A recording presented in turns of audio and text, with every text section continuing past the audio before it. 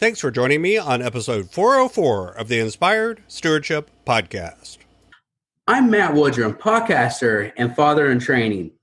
I challenge you to invest in yourself, invest in others, develop your influence, and impact the world by using your time, your talents, and your treasures, having the calling to face your demons and struggle to become a great father for your children. And one way to be inspired to do this is to listen to the Inspired Stewardship Podcast with my friend Scott Maynard.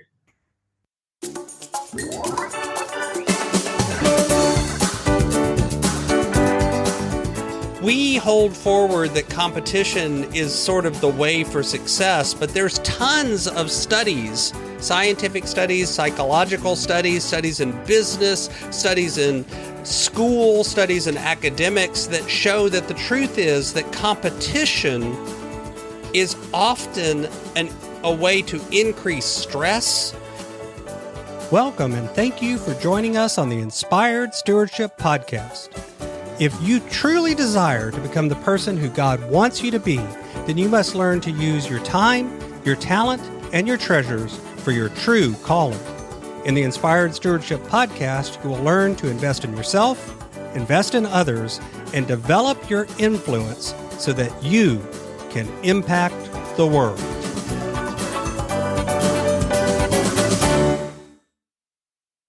In today's episode about investing in others through stewarding your talent, I talk with you about the difference between competing with and competing against others.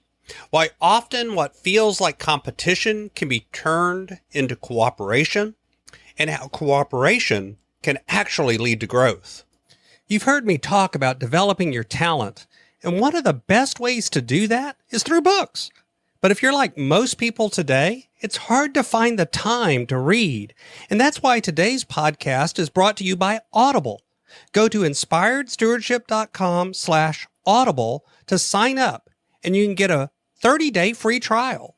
There's over 180,000 titles to choose from, and you can pick one and listen your way to developing your talents via Audible. That's inspiredstewardship.com/audible to get your free trial and listen to great books the same way you're listening to this podcast. Let's talk about competition. You know, don't get me wrong. I am a big fan in many ways of the idea of being competitive, driving yourself forward for success and pushing yourself harder.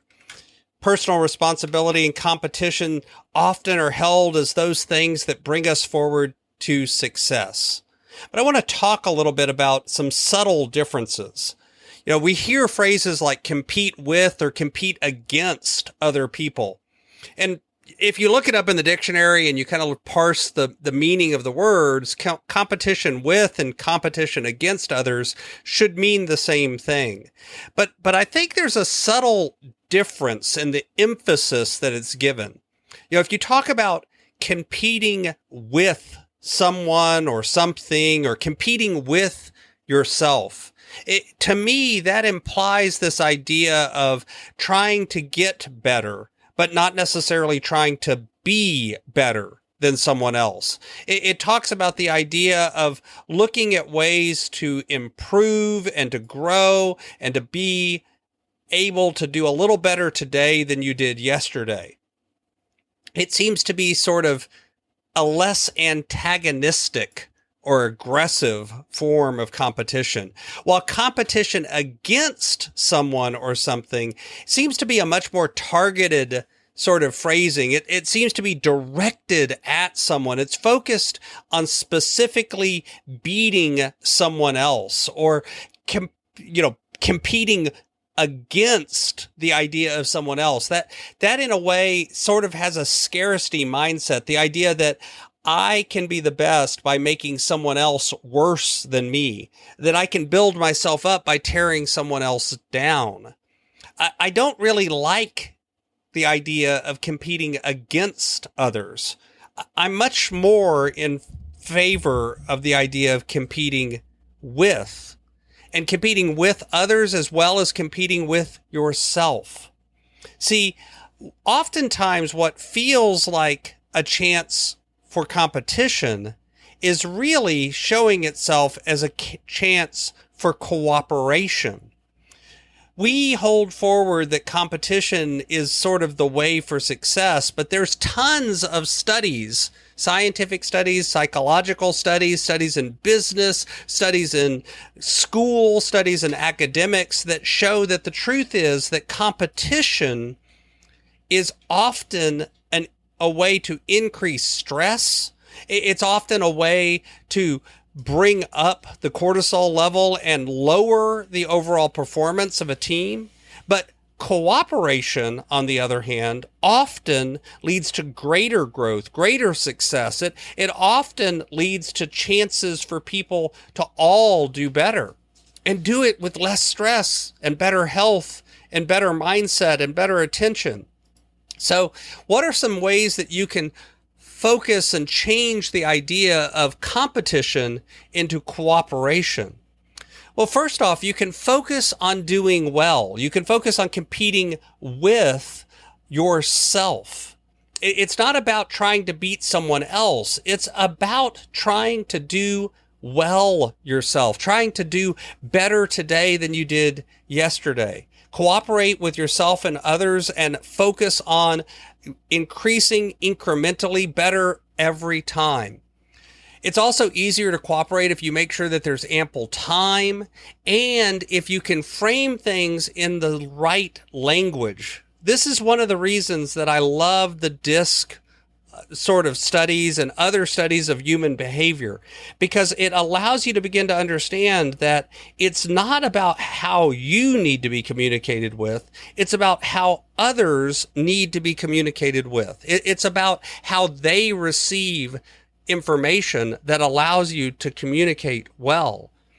You know, we're back to that idea of the platinum rule. Don't treat others the way you want to be treated. Treat others the way they want to be treated. And one sign of that is to use the language that the people use, to bring yourself in congruence with them from a linguistic point of view. You also can look for opportunities to share leadership. You know, yes, there are situations where someone has to own a final decision, but even in that sort of situation, there are ways you can work with collaboration using cooperative tools and cooperative problem solving and distribute some of the decision making and leadership across the group. Another idea, practice reciprocity. Practice the idea of when you see someone do something nice, you need to do something nice. There's actually a study that shows that if people observe someone else doing the right thing, they're more likely to do it themselves. Try to share resources and information. Don't look at things as a scarcity mindset. This isn't about holding on to information or resources so that you can hold on to power. This is about spreading things far and wide. If you do these sorts of things, then you can begin to turn a competitive environment into a cooperative one. And the truth is that as you do this, as you begin to cooperate more with yourself and with others, what you're going to see is you will increase your influence and your impact on others. What you will see is that you begin to actually grow yourself and help others grow. And then there's this situation where everyone lifts each other up. You know, I'm part of a BNI organization, and one of the ideas behind the BNI is that givers gain.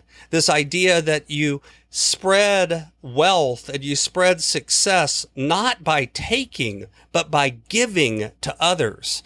And that's really the idea here. If you want to impact others and help them, you need to find ways to cooperate and work with, not against, others. Thanks for listening.